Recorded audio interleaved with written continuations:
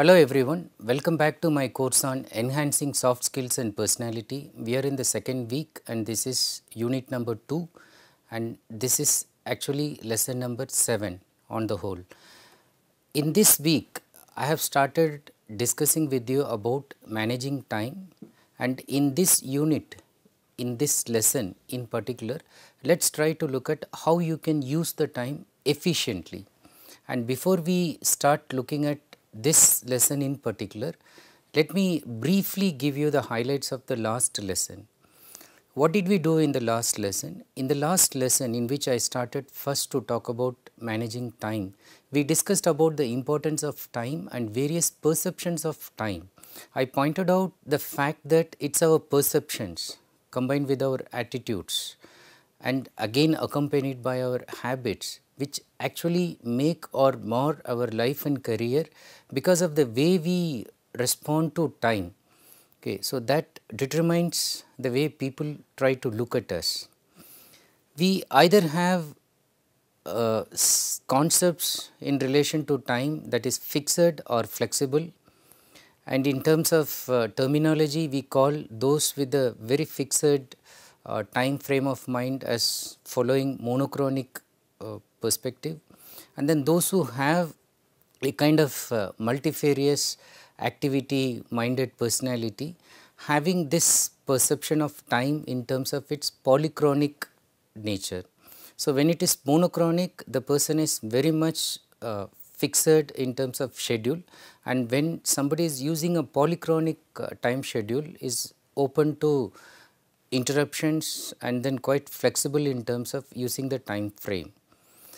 In this context, I briefly discussed with you about Salvador Dali's clocks, which actually capture the relative and flexible nature of time. Why it is important that we need to know whether our mindset is relative or flexible in terms of time? Because people assess your personality by the way you treat your time, and whatever soft skills that you learn, whatever soft skills that you might imbibe, so those skills will not help if people can see through you, okay, your perception of time, and especially if you try to mismanage time, whatever cosmetic touch you will give in terms of soft skills will not have any relevance. So, it is important that your soft skills learnt, imbibed should go with your personality that has a very disciplined sense of using time, and you need to know how to manage it effectively also. So, in the last lesson again in terms of controlling time, I gave 3 important points. One, take log of your time. I suggested that you identify not only the peak time, but also the time in which you waste. Just identify how your entire day is spent, how your week is spent. Identify in terms of similarities between days. See how your Sundays are spent, how your Mondays are spent, and then see how you are spending 1 month. See how you spend a year, one academic year. Okay. In certain cases it can be financial year also, but see whether a pattern is emerging. And then the second one is scrutinize time leakage.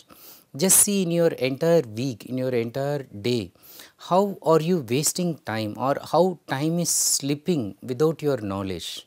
And the third point I made is once you are able to identify the time leakage, try to control it and then use it for more productive ways of advancing your career. That is, try to create time for those activities which you can use in a creative manner.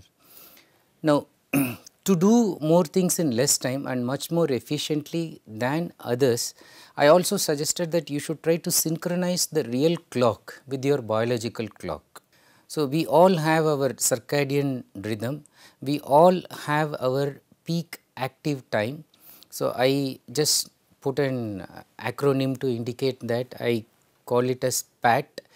It is the time that you get a pat. Okay, you are just pushed, you feel that you have lot of energy. It could be for some early in the morning, some even in the evening, some it could be even late night, but try to identify that peak active time and try to work accordingly. Success is doing the right thing at the right time in the right way and living a life without any regrets. Now, let us learn in this lesson as how to use your time efficiently. Using time efficiently implies that you make the most of your time by doing activities of high value and ensure that the time gets utilized in a productive manner. This means you try to filter activities of less value or activities of no value and then use all your time by doing only the activities of high value. Now, an interesting fact about time in reality is that we cannot actually manage time. Okay. Whatever we do, time goes on its own pace and then you cannot stop time. In a sense, you cannot manage it, but we can only manage ourselves, our habits, our perceptions and our relationship with time. In order to alter our perceptions, our relationship with time, what should we do? The first thing is you plan for your lifetime. The lifetime expectancy has increased, and if God willing, and then if you are saved by all medical and technological advancements, one can even live up to 80 years. Now, what is the lifetime that you expect? Is it 80, 70, 60, 50?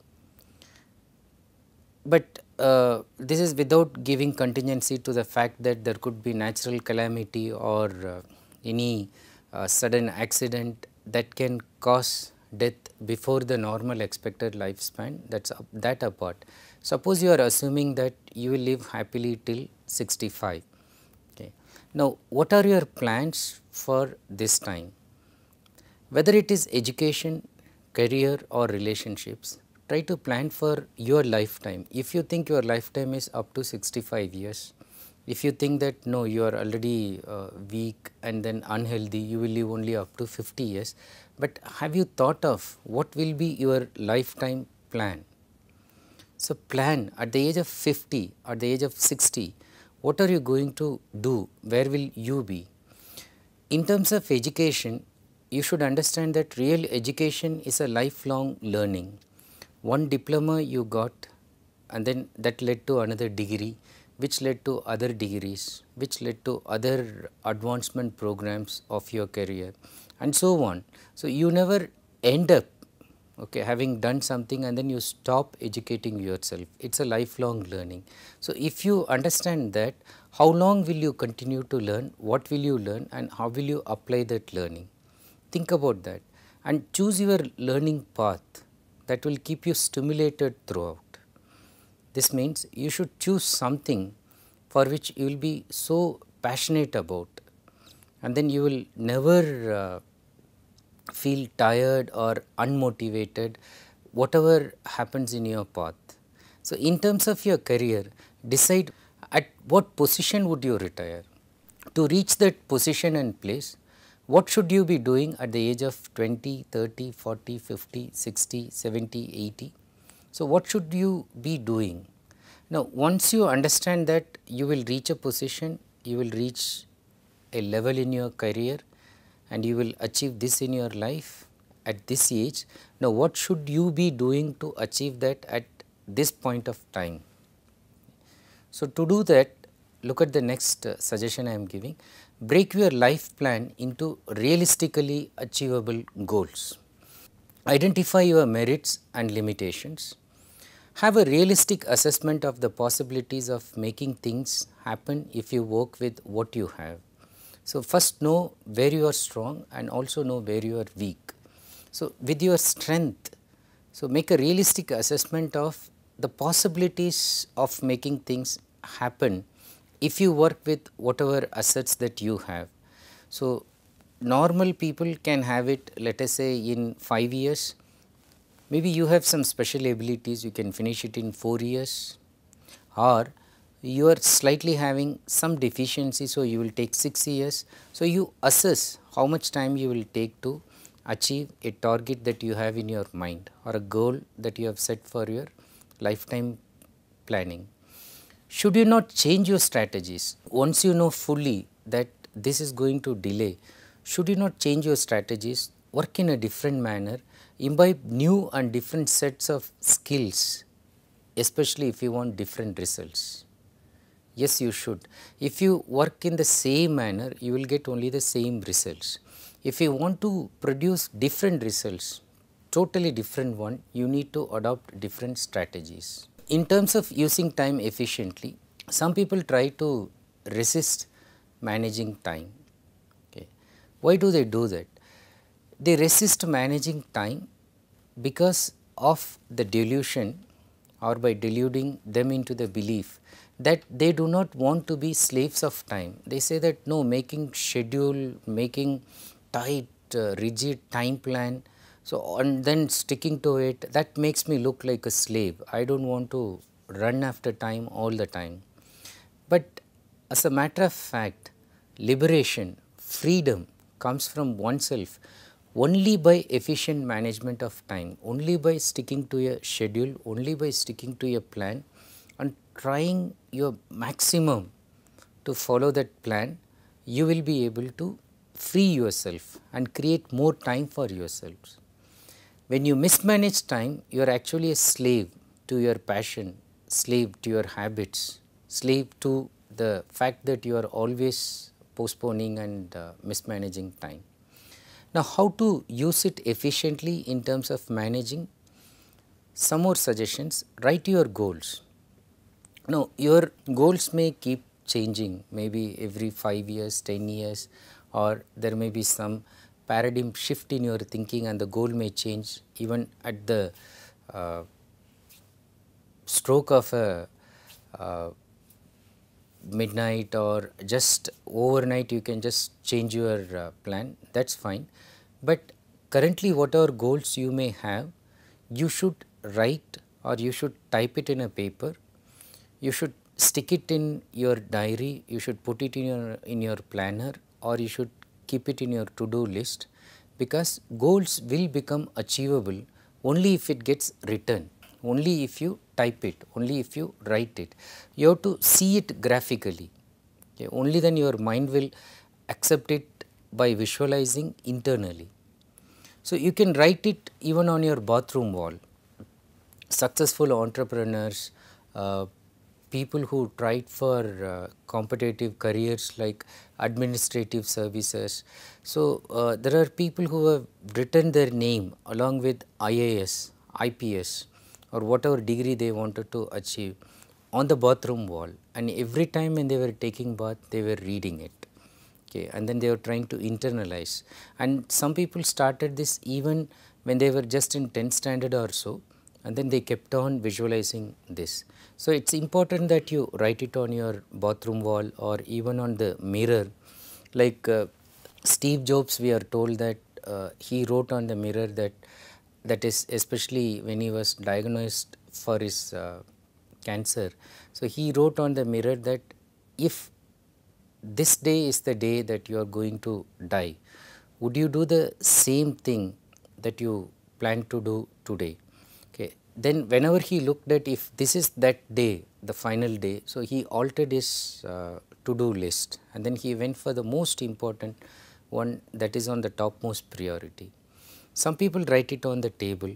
So, wherever you want, you write it and then see it, keep it in your mind, internalize it all the time. So, keeping on visualizing them and then striving to achieve the goals with constancy of purpose. So, it is very important. So, that determination should not go away from you. That will come only when you write the goals and then visualize it. Secondly, prioritize your activities. While making a lifetime planner, it is important to arrange your activities or work to do on a daily, weekly, monthly and yearly basis. Use a planner, whether it is offline or online, but then you try to do this and then arrange the topmost important one on the top. Stick to your activities. Once you have prioritized, you should stick to your activities and completely avoid distractions of all kinds. And stop leakage of time, at least try to minimize distractions and interruptions. Let us try to look at these points elaborately now. First, about time leakage. How do you let the time get leaked? What do you do so that you do not realize that the entire day is just slipping, and then at the end of it you feel that you have just wasted so much of your time? What have you done and how does time get leaked? It can happen because of these reasons. allowing others to interrupt. Okay. So, you are so busy, you are in the flow, but then you let people interrupt, they just drop in and then they come for a chat, and then they want to just spend some time, they want to pass their time, kill their time, but then they come and completely interrupt your activity that should be completed by a deadline.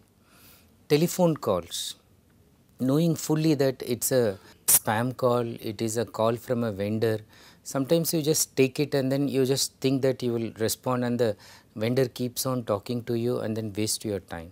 So, allowing others to interrupt is one major cause. The next one is not delegating work. Sometimes people think that they are the best ones, and then nobody can do the work like that. So, that is not true. If there is a work that has to be done only by you, okay, keep it. But there are certain jobs which can actually be done by other people, sometimes even better than you. There are technicians who are more adept and then more efficient than you, who can do the job better than you. So, delegate work to people, give work to somebody who can do it on your behalf. Sometimes there are friends who do it just for the love of helping you. Sometimes there are professionals who charge something and then do it for you. Sometimes there are colleagues who will take the job, but then they expect something in exchange. In whatever manner, delegate that work that can be given to others. Then taking plenty of time to decide trivial things. This means most of the times you are indecisive, okay, and even a very small thing that you take so much time to decide. In the morning, people like President Obama, and then so many celebrities, even Steve Jobs, they all wear the same kind of dress all the time because they have decided not to spend time on trivial things. Okay, and then same color, same dress, and then whether it is t-shirt or a suit, they just keep on wearing the same thing, so that time is not spent or wasted on deciding what to wear, and even they consider that as a trivial thing. So, they standardize a dress and then they use it throughout. So, indecisive moments in terms of deciding trivial things will kill your time, take it away from you. It can also happen if you work with inadequate information. You are not sure how a job should be done, the boss has not given enough information, or you are not willing to collect enough information, or you are working with very less information. So, again you will waste so much of your time. Then you lack in a clear sense of priority.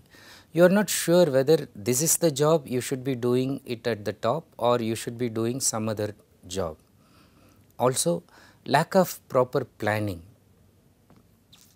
So, you have not thought when you will do this, but then just like that you are doing it. Then unrealistic and rigid planning. Unrealistic and rigid planning meaning that you are not giving any flexibility to your work schedule. So, you think that it should be finished only at this time, but then there were interruptions which you did not give contingency. So, you get more stressed, and then you get stressed and then become tired. So, that reduces your work efficiency, waste your time again. The other important thing which we will discuss later is when you feel embarrassed to say no, or you say yes when you actually have to say no. So, that is a problem. So, people just come and hijack your time because they know you have an inability to say no to them. Then time leakage can happen because of disorganized surroundings. Look at your table, it should be completely clean, or only the work that should be done should be on your table. Look at your room, is it filled with untidy things and then unwanted stuff? So, keep your surroundings clean, particularly your table, your desktop, okay, the workplace should be very clean. So, if you organize your surroundings, so your time will get organized automatically. Next, not keeping things in their places and searching for them. You should learn that you should keep things in the right place, so that if you are looking for a key, you know that the key is kept next to the door on the key hanger and all keys are there. So, when you keep all the time you should keep in the same place, so that when you look for, your mind remembers that you will look for in that place only. The moment you misplace, it will be very difficult to track it, and especially if you do not keep so many things in their places, then it is a complete mess. The next important one is getting distracted by social media, particularly WhatsApp, Facebook, and in general, whether for a personal or professional level, getting email notifiers. The most important thing, either on your mobile or on your laptop or on your desktop, is to remove all notifiers. Okay. So, when an email comes, you need not know when it is coming. When a WhatsApp notification comes, you do not have to know it immediately. Same thing with Facebook. Some people think that, okay, I will put it in the silent vibratory mode. Even that you just remove it, because even the vibration, if you are sensitive enough, can distract you and then can cause you stress. It is human tendency to just quickly check who has sent what, and that anxiety that all the social network is giving us as to see, oh, whether it is an important message that I need to attend immediately. And 99% those are not important messages, and if it is an important one, you will know anyway. Okay.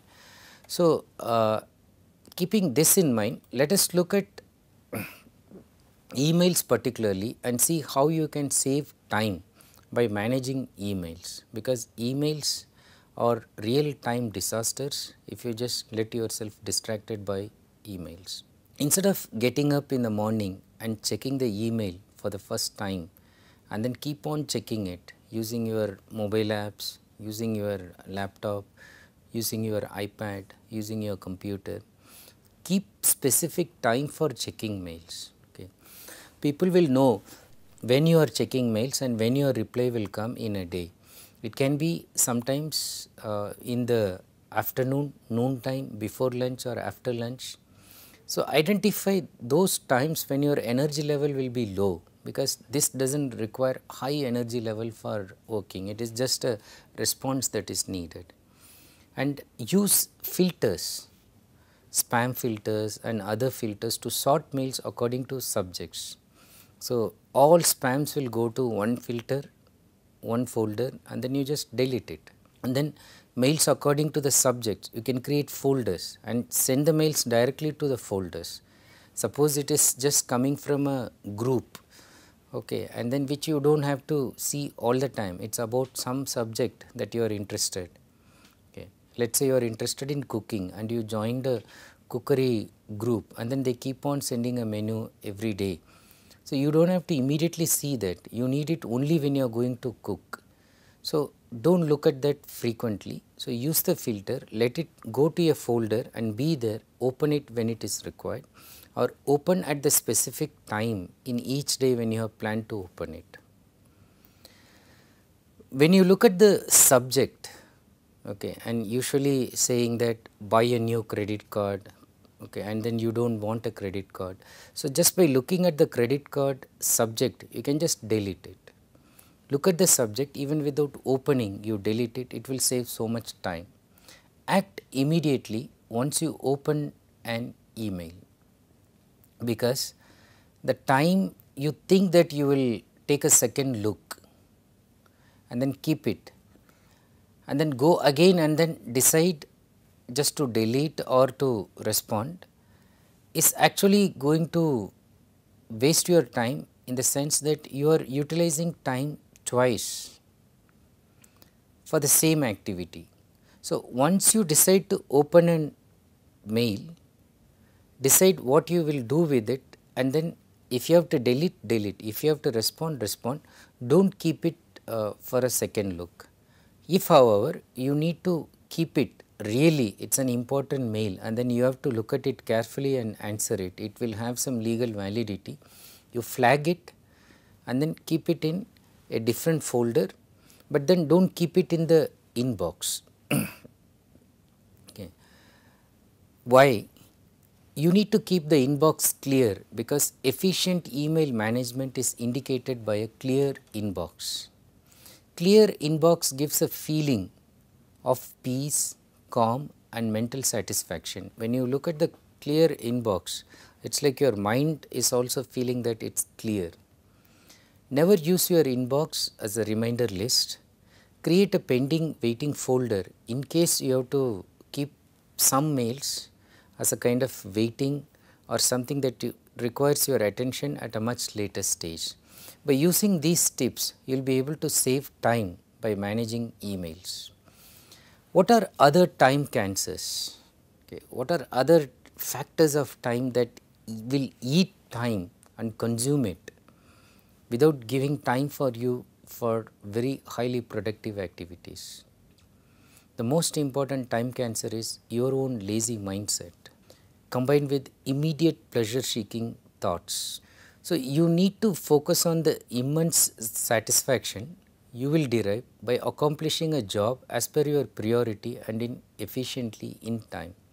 So, sometimes often some pleasure seeking activities like even watching TV or just chatting with a friend may take over an important activity in which you need to complete an assignment before the deadline. But the mind thinks lazily and then seeks for that immediate pleasure. So, you need to control it, and then you have to think about the great satisfaction that you will derive by completing a job as per your priority and efficiently in time. And then never do a thing that you can do it today and then never try to postpone it for tomorrow. So, human tendency is to leave it for the next day and then thinking that okay, next day things will become better. Now, about this postponement, procrastination, we will discuss more in the next lesson.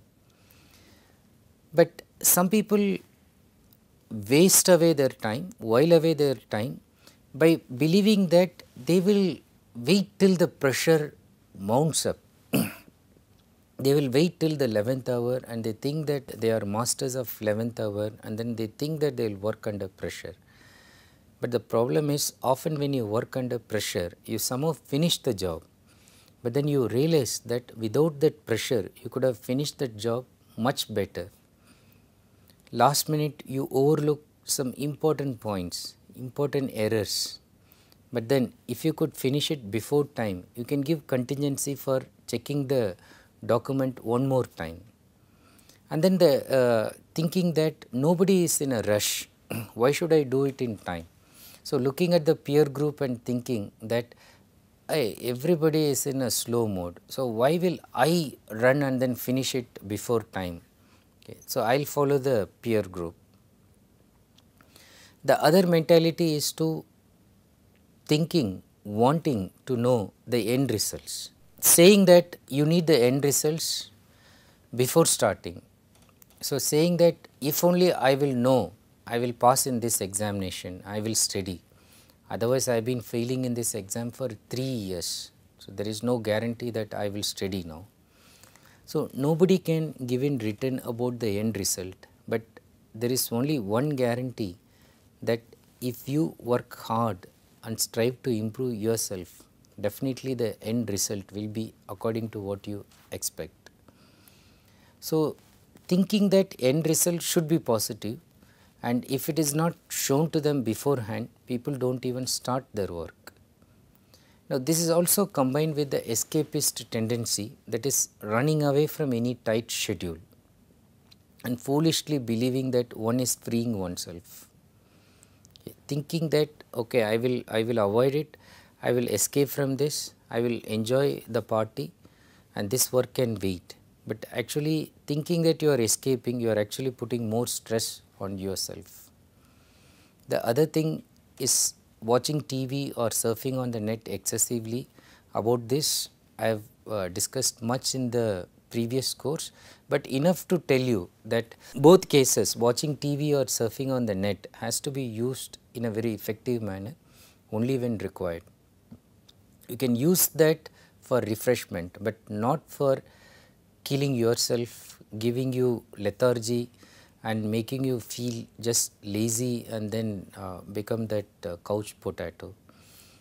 So, I also talked about this Zeigarnik effect that will not let you leave a serial once you start watching it, because you need to know what will happen in the end, and the end can come after 3 years, 5 years, and you will just while away your time. So, be careful if your time gets leaked because of watching TV or excessive surfing on the net. So, you have to curtail it. There is also one worst tendency that can again eat up your time, that is this self-sacrificing helping tendency, thinking that others have come to you for help and then you will sacrifice your job, your goals, and then make their job most important and then finish helping them to complete their job. So, you feel like a hero when you are able to rescue somebody from their trouble, but then more and more you do that at the cost of sacrificing your time. You are caught in a real soup where nobody else will come to help you, and that can again give you stress.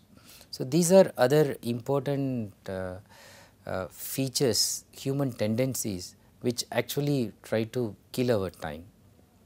Now, in order to avoid this, I would say that you should give due regard to your deadlines.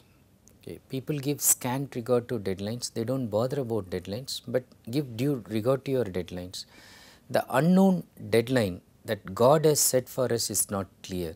So, as I was trying to tell you in the beginning, whether you will die at 80 or 18, that is not in your hand.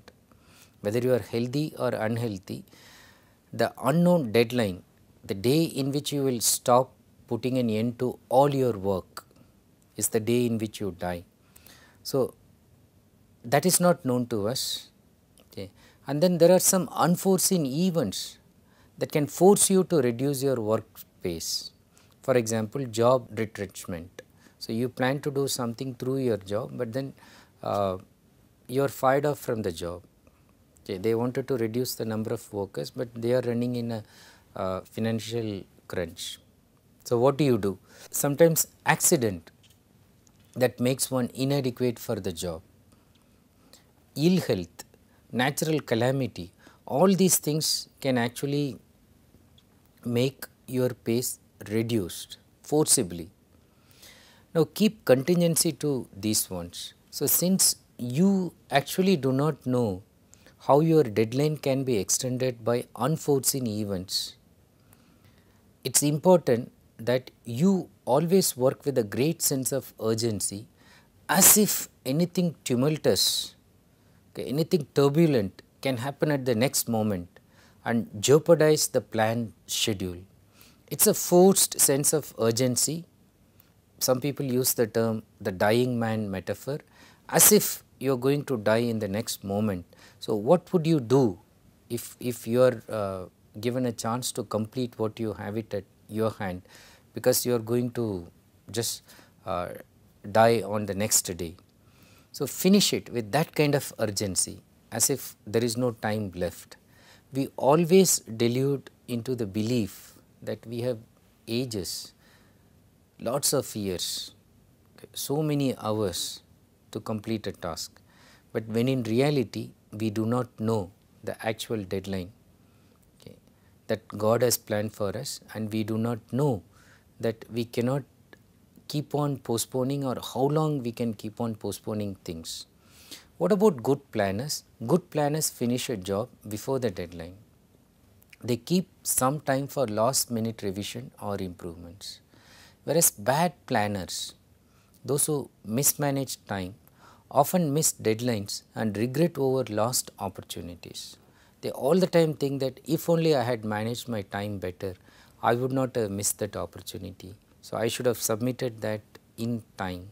I would not have missed the deadline. So, that was very crucial for my career. The next thing that you should do in terms of time management is you should learn to convert time stealers into time gifters. In the ways I have been describing before, time gets stolen from you. Okay. But apart from that, time gets stolen from you when you are helpless in situations where you are forced to undergo long periods of inactivity. This could be due to traveling, so you wait. So, even if you go by a flight, so there is time you travel to the airport and then you go to the check-in and then you go through the security check. So, all the time that you spend in the preliminary travel and then the actual travel. So, these are times of inactivity in terms of academic and personal productivity. Waiting for events, waiting for meetings, waiting for a program to start, waiting for a person to come, standing up in queues to get your food, standing up in queues to get ticket, standing up in queues even to board the bus or a train.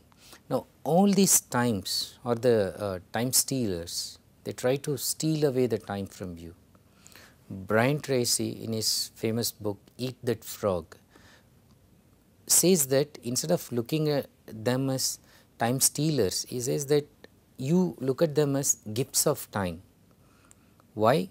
Because you could use them as extra time for your activities. Yeah.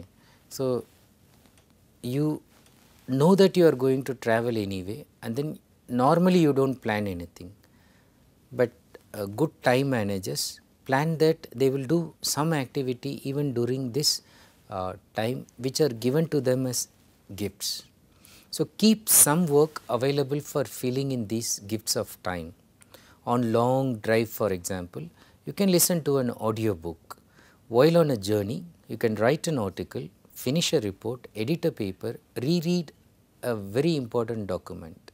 Today, you can use your laptop, or if you do not want to use a laptop, you can use iPad, or if you do not want to use any electronic gadget, use a small diary or a pocket notebook, or even simply carry some loose sheets. Okay. So, that will help. Any time you get an idea, you jot it down. Anytime you want to write something, so you need some just paper or a laptop where you can type things. Schedule informal meetings when you are on travel, when you are coming back by a cab. Okay. Make phone calls during this time, whether it is professional or personal. Use this time instead of just wasting it and doing nothing. Often, if you realize this, the best productivity happens in unusual circumstances that generates out of the box thinking and fosters creativity. Many people have written good poems when they are waiting for something in the bus stop or places like that. So, many people have finished that most important project proposal when they were just traveling on a flight. There are times when the flight got cancelled and then people were just sitting inside the airport and wrote that most important speech. People similarly sit on the railway platform, okay, and then again they have created wonderful things which do not happen when you force yourself and sit in the same environment. So, mind has a way of working slightly in a better manner in unusual circumstances. So, out of the box thinking can happen and then even creative endeavors can be done during this time. So, make use of this time instead of having a negative view on them as time stealers. Look at them as gifts of time and then use them as real gifts. Now, apart from this, generally, how do you find the time? When you say, I have no time, oh, I am so busy. Now, all these things are indicating that you do not want to spend time in those activities where you say, I have no time or I am busy. So, people for example tell you exercise, okay, morning walk, you say, no, I have no time, I am so busy. Your son or daughter wants you to come for that important annual event in the school, again you say no time. All these excuses rather indicate that you do not want to spend time in those activities, because our actions reveal our priorities, and even if we claim that we have no priorities, what we do finally actually reveal to others as our priorities. There is an interesting book by Ian Seymour, Maximize Your Potential, in which he makes an interesting observation related to this. I quote from him: when people say they can't find the time, what they are actually saying is that whatever it is, it's not really important enough for them, at least at that moment, to actually find the time. The fact is, we all prioritize our time, albeit sometimes unwittingly. So, whether you say I don't prioritize my time or I always prioritize my time and this event is not in my activity, unwittingly, willy-nilly, we are actually prioritizing our time. That is determined by what we do, okay, not by what we tell people. Now, Seymour proves this point by making a person who finds doing an additional boring job for an hour for 28 days impossible, but the same person agrees to do once the author is willing to offer him 10,000 sterling pounds cash at the end of 28 days. So, how come this is possible? First, the person said that doing 1 hour additional work for 28 days is impossible, and especially to do that boring work. But when the author said, I am going to give you 10,000 sterling pounds cash at the end of 28th day, once you finish the job. So, he said it is possible, and then he did it and got the money also.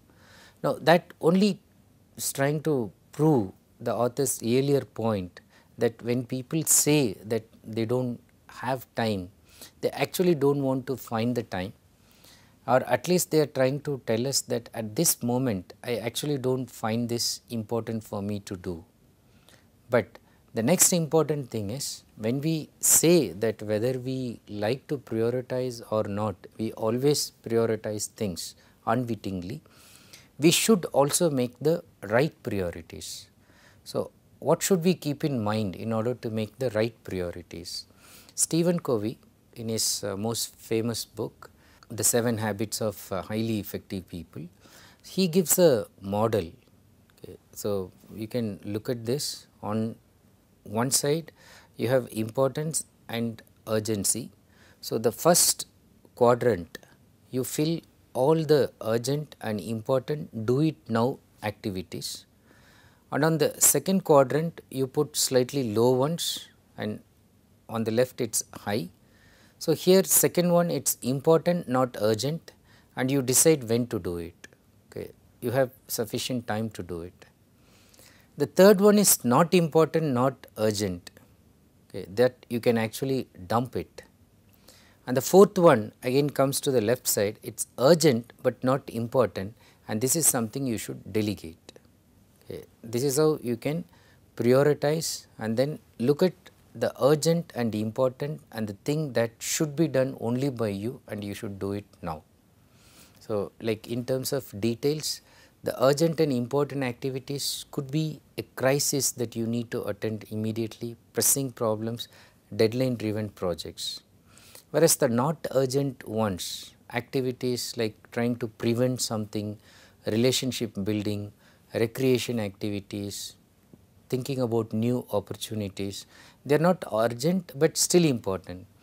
The third one are activities in terms of interruptions, some phone calls, some mails, some meetings, popular activities, which sometimes you can even delegate. The fourth one are related to activities such as you spend time in small errands, trivia, which you can completely ignore, some email, some phone calls, and time wasters, and then pleasure activities. So, if you can divide your life plan in this manner, you will be able to identify what is the most important and most urgent one and give your utmost time to that. Now, before I conclude, you should also know something about this Pareto principle. Pareto principle is named after the Italian economist Vilfredo Pareto, who noted that 80% of the property in Italy was owned by 20% people, which means only 20% of the people were actually amassing 80% of the land in Italy. Now, this was later developed by Joseph M.